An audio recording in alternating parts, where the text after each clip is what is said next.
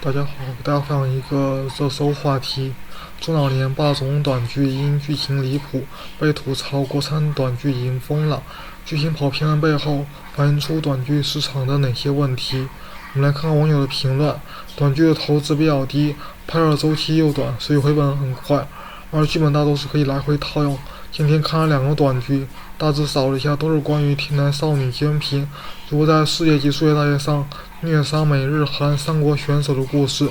这其实都代表短剧本身就是一个捞一票就走的项目，没有人把它真正的做起来，也没有人真的想把它做起来。虽然有许多噱头，包括国外短剧也火了，某个短剧营收几千万等等，但实际上这个新东西就是一个类似于骗局的消费陷阱，和其他到处骗局一样，青年人先了解先踩，然后到了信息渠道更闭塞，甄别能力更差的老年人来踩一轮，就彻底把坑给填平了，这个事就算了了。有时候人会莫名其妙一点优越感，就看出很傻逼的东西，觉得别人一辈子看不出，甚至以为这是未来的空口。上一次类似的情况就是找些长得像明星的山寨模仿秀开直播，而且动不动就是以你后半辈子的财富密码就在这里了之类的截图传播各大聊天区，但实际上这种东西热度是有限的，能偶尔出来几个坚持下来的都是长的。有些有点才艺的，比如有个模仿黄家驹的于某，光长得有点像，播1-2次又没有热度，那些搓老的人嘴里好像只要开直播，这能吃一辈子。这个潜台词其实就是这个世界已经傻到这个程度，而自己是没受骗的一员，有无精神病为一个清醒的病人，在哀叹群体疯狂已经难以控制。其实短剧这个故事东西是消耗情绪、截断而语的形式，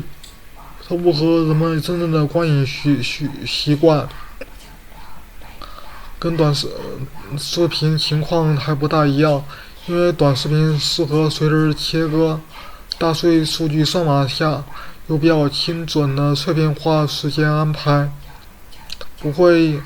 一段时间里一直给你放同样情绪激烈的东西。而短剧的付费密码就是通过让演员变成傻，令观众产生怒火，希望看到结局到底该如何收场。绝大部分短剧美剧都在讲这个阶段的傻行为如何收场的事情，核心逻辑很类似短视频里勒西瓜、滚瓶子的表演。所以王晶之前做短剧就扑街了，他的剧本底层逻辑还是局限于工人记忆白日梦的阶段，因为用的是他90年代电影的剧本，没有彻底把自己当成一个精神病患者，让观众通过付费来治疗他。国产短剧加现在走的路线，这种黑红路线，他不计较故事到底合理不合理，而是用更大的噱头来出圈。所以一开始这类短剧在瞄准中老年妇女的时候，都是在用其实是用霸道总裁上欧霸道总裁爱上50岁的我这类题材来吸引受众，可现在的销量却加大了，变成了27岁霸总爱上快绝经的保洁，这实际上已经背离了老年人的审美习惯。如果真的老年人在做春梦的时候喜欢27岁小伙，秀才就不可能红，靳东也不可能是他们的偶像。每个阶段的审美习惯其实跟成长经历、自我定位息息相关的。正如峰哥埋汰靳东时说的，大妈们都觉得自己以后离婚都得找一个像靳东这样的帅弟弟，这个就合情合理。但找一个小鲜肉并不是大妈的审美，而之所以这么拍，恰是就是因为没活了，想通过话题吸引更多原本不属于受众的群体进行伸手性消费。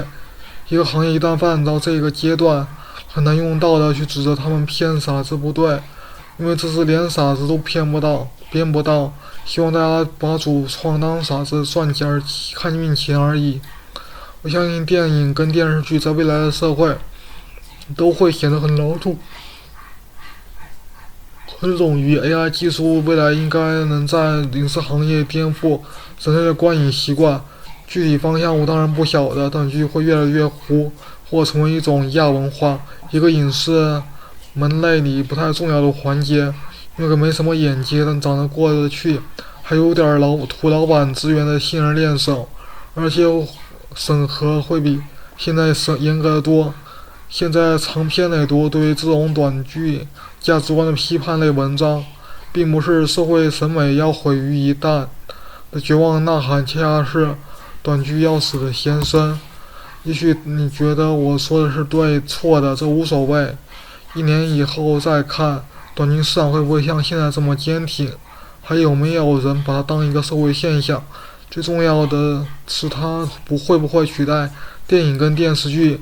时间会给出正确答案。这不是预测战争，战争你看不到背后的阵营逻辑。这个短剧的逻辑就很一目了然，任何人都可能杀，但想让任何一部分人坚挺的做上，这需要权力支持，而权力没必要扶持。这类垃圾短剧，让他相信霸道总裁一定会爱上自己。